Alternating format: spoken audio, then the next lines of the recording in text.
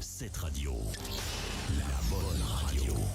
On aura plutôt pas mal ambiancé les studios avec à l'instant Black Eyed Peas, I Got a Feeling. Ça aussi, ça rappelle de très très bons souvenirs. Et même les jeunes d'aujourd'hui, je peux vous confirmer qu'ils dansent et qu'ils chantent là-dessus. On continue avec nos petits chroniqueurs petits. Non, j'enlève le petit. Nos chroniqueurs, nos chroniqueuses.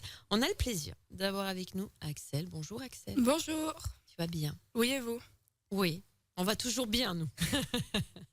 Alors, tu as choisi de nous parler Du BMX. du BMX. Pourquoi? Parce que c'est un sport qui me tient beaucoup à cœur, parce que c'est un de mes meilleurs amis qui le pratique. Et ça me tenait à cœur d'en parler, parce qu'il n'y en a pas beaucoup qui connaissent, mais qui regardent. Ouais, c'est vrai. Et puis, il n'y a pas non plus, peut-être je me trompe, énormément de clubs dans la région, si? Non, pas beaucoup. D'accord. Bah écoute, on va te laisser nous présenter ta chronique, histoire d'en savoir un petit peu plus. Donc le BMX, c'est l'abréviation de Bicycle Motocross. Le X reprenant le terme anglais cross, qui signifie croiser, traverser. Le BMX est un sport extrême, cycliste, physique et technique et spectaculaire. Il est divisé en deux catégories, la race où les riders font la course et les freestyle où les riders font les figures. Pour une anecdote, rider c'est les pilotes qui font la course. Les pratiquants de ce sport sont nommés pilotes ou riders. Le BMX Race ou Bicross ou BMX Racing est une course entre 8 concurrents qui doivent parcourir une piste de 340 à 400 mètres avec 3 ou 4 bosses au total. Soit se saute, soit s'enroule par cabrage du vélo sur la roue arrière. C'est un sport acrobatique et spectaculaire demandant des capacités physiques telles que la vélocité, la puissance, l'explosivité et l'endurance. Cette discipline, dans sa version supercross, est devenue pour la première fois une discipline olympique à l'occasion des Jeux olympiques de Pékin en 2008. Le BMX apparaît en 1968 en Californie, alors qu'au même moment, la motocross devient un sport très populaire aux États-Unis.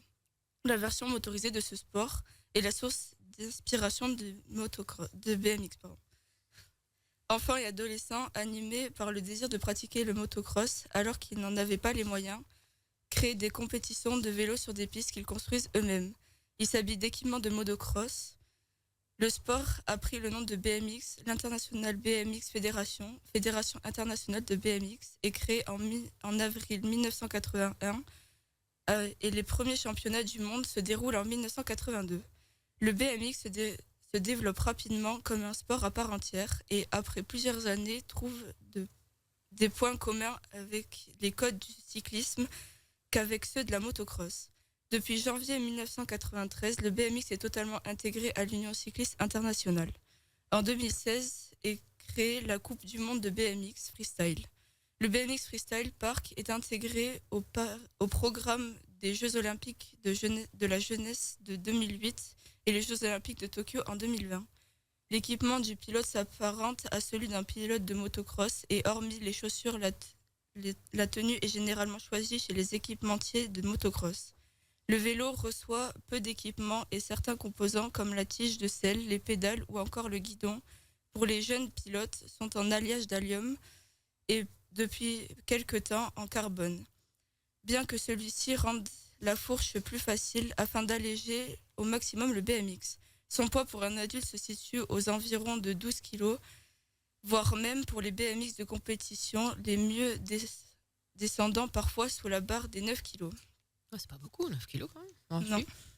Les pistes de bike-cross sont toutes différentes les unes des autres. Elles sont en terre battue avec un revêtement qui offre une surface très roulante pour favoriser la vitesse et la fluidité.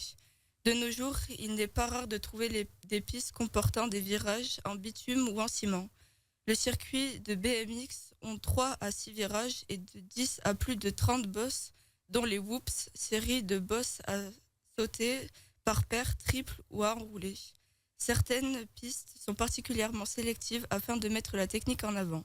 Les pilotes sont positionnés sur une pente appelée butte de départ ou start, avec la roue avant appuyée contre une grille escamodable.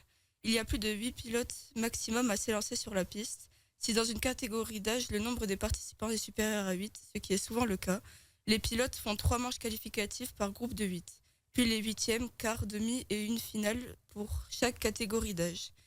Il faut être dans les 4 premiers pour passer aux manches suivantes. Il y a environ 15 catégories filles et garçons séparés.